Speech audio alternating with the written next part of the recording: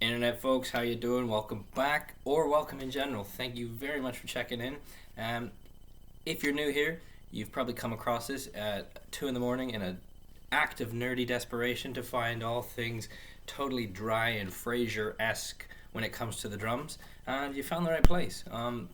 So this is another review video. If you like everything here that you're seeing so far, the rudiments, the advice on how to audition and go through the music industry and these reviews, hit like, hit subscribe, comment, let me know what you're thinking, give me some ideas for videos if you have any. I'll be more than happy to investigate those avenues. But here we go. So, product review for the drum dial. Unfortunately for me and you as the people, I left my drum dial in England when I flew back to Canada. But that's what it looks like. That's the drum dial. Not that. That's not going to give you very much tuning ability there. But this right here, that is what the drum dial looks like. And I do apologize. I will have a video, I'm sure, in the future when I get back where I am actually using the drum dial. But I got to tell you right away, before we go into it, best invested money, 100%. Like, I'm not being endorsed by them. I'm not being paid by the people at Drum Dial. But my heavens, praise be to Zeus. This thing is definitely what I mean. This with all of my convictions. This is the best thing that you could spend your money on when it comes to kind of drum accessories. I would say in this department of tuning, but also in the grander sphere of everything. It's very important. Let me say before we go any further down this drum dial rabbit hole, it's immensely important. 100% should you learn how to tune the drums by ear. I'm motioning off camera because my drums are over there. You should absolutely learn how to tune your drums by ear. That is a skill we should all, as drummers, have, as musicians should have. You know, whether we're going to be able to go, yes, I can tune my snare drum to a C sharp by ear. Some people with relative pitch and who have perfect pitch could do that. I say C sharp because that's the kind of rough standard that a snare drum gets tuned to. But again, it's just about being able to know that you can tune your drums by ear, because the last thing you want to do, it's almost like a cook not being able to cook anything other than microwave dishes. You wouldn't get very far in that industry. So definitely don't negate your ears. You should always be able to practice that, and I'm still learning it. It's something I'm still learning, and I don't think I'll ever stop learning. So yes, always put that as a big thing to do at the forefront of what you need to tackle when you're practicing drums even. But this drum dial, oh my god, it is the best thing that I could think of. It is genuinely incredible. I was umming and on. I was always on the fence about this thing because I'd heard about it for a while, and we were going in to do an album in November, and I thought, should I have this for that? I can tune the drums, but is it going to be perfect? And I want this to really, really work. I really want this album to sound great, and I don't want there to be any stones unturned. This thing was $80. No, not $80. Sorry, £80. £75, £80.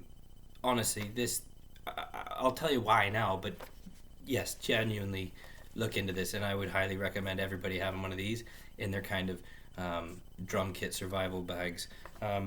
So what it does is it measures tympanic pressure. So there's a little pin right underneath here in the center.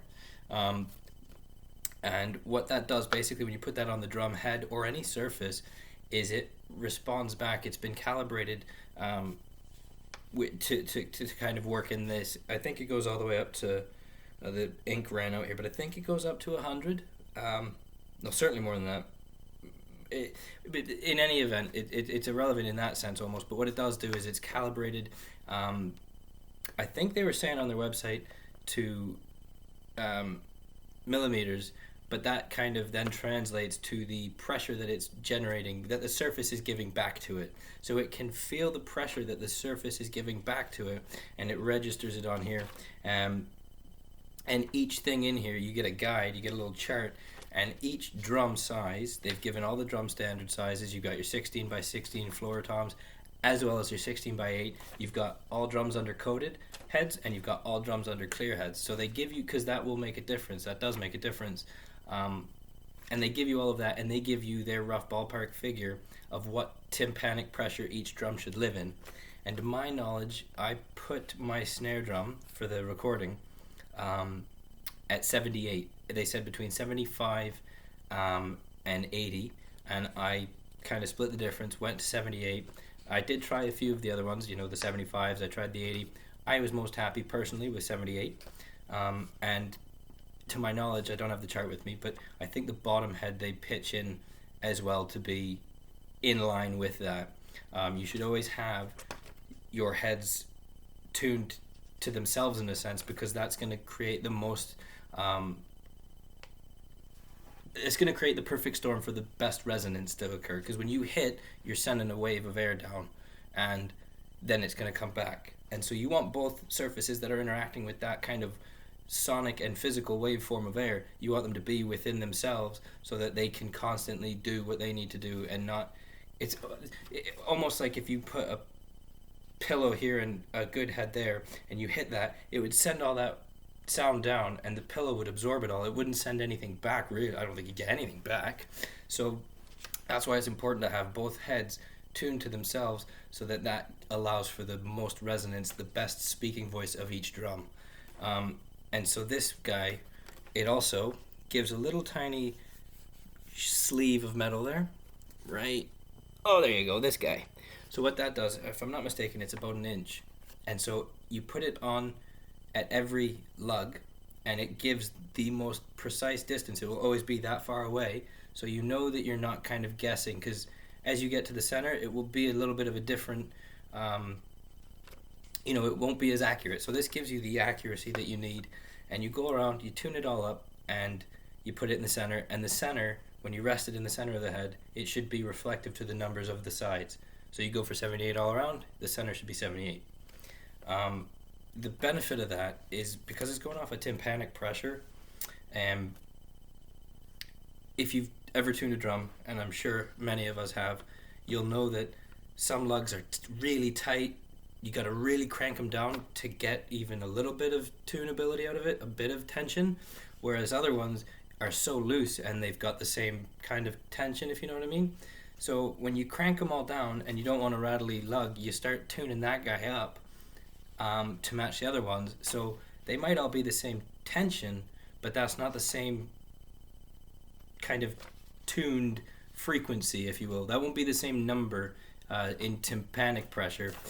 So you would end up with a bit of an imbalance there. So with this tympanic pressure, you will get some, I'll say softer lugs, because they won't be as tight. You'll get some softer lugs, not to the point where they're rattling around, hopefully, but you might get some softer lugs in conjunction with some tighter lugs, but that's going to be a 78 and a 78.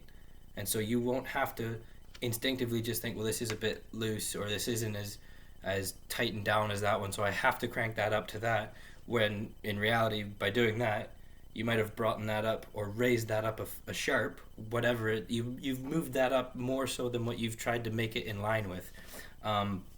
So this helps avoid that. And the final little gem about this is it's got these two little markers, almost they're sliders. They go around the face of it, and when you set where you want it to be, when you want it, they're memory locks. They're tympanic pressure memory locks, right? I never thought I'd be doing a video of tympanic pressure memory locks.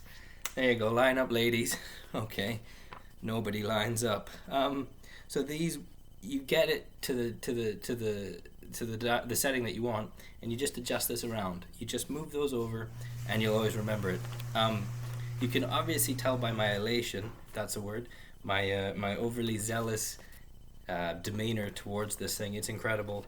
My one experience using it straight off the floor, aside from the studio, because you have time.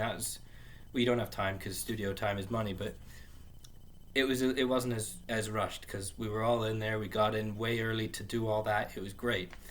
But I flew back from Canada with my drum kit. This is when I realized the weight and gold of this thing. Is I flew back from Canada, took the red eye, landed, and right when I landed, it was really dicey, but if I told the band, they would have called it off and rescheduled it, so I didn't let them do that. We had to do a BBC performance, a live performance in their studio, BBC introducing thing in England where they kind of help local talents and stuff. And so we had to do a BBC introducing live session right when I landed, essentially. So I took the red eye with my drum kit too, carried the drums on the plane. They were really good about it. Literally landed, texted the band, knew to pick me up. They grabbed me, went straight to the studio, unpacked all my drums, had no heads on them because obviously they had to be packed. So they were all, hardware was everywhere, the heads were off. So this was really kind of finite. You gotta make it happen really quickly because there's a whole audio team, there's a whole video team. They're everywhere. There's about 30 people waiting on you because you got to perform now, and it's for the BBC, so you can't be screwing anybody over. Honestly, got that guy out, got this little drum dial out, put all my heads on the drums, and just went around, boop boop boop boop boop.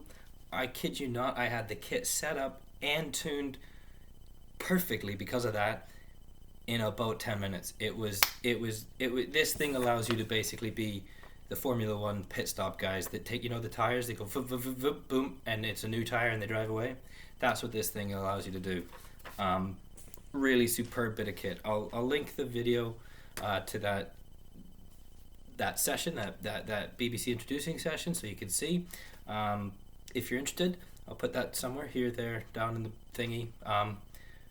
But the point of all that story, of that experience, is the drums were not only were they not tuned, they weren't even assembled.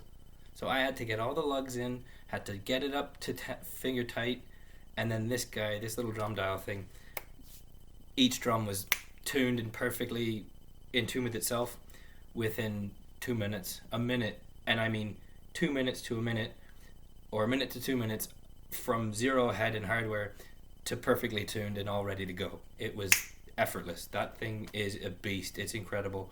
And the only thing that you need to worry about is when you store it, keep it in the box on its side so that pin doesn't put constant pressure on the mechanism inside. They advise that. But look at that. Look at all these reviews. They are really long videos and super nerdy. So I'm going to sign off now because this is a 12-minute video about a drum dial. But I love the drums. And yeah. Point is, that is a great bit of gear and I highly recommend getting it. Also recommend training your ears, but this gets you out of a pinch in a New York minute. It was great for the studio and it was great for the session, and the drums sounded incredible because of that. So there you go. I'll put a link for that as well if you want to grab it, or where you can find it. But yeah, thanks for checking this out, and I will talk to you in a bit.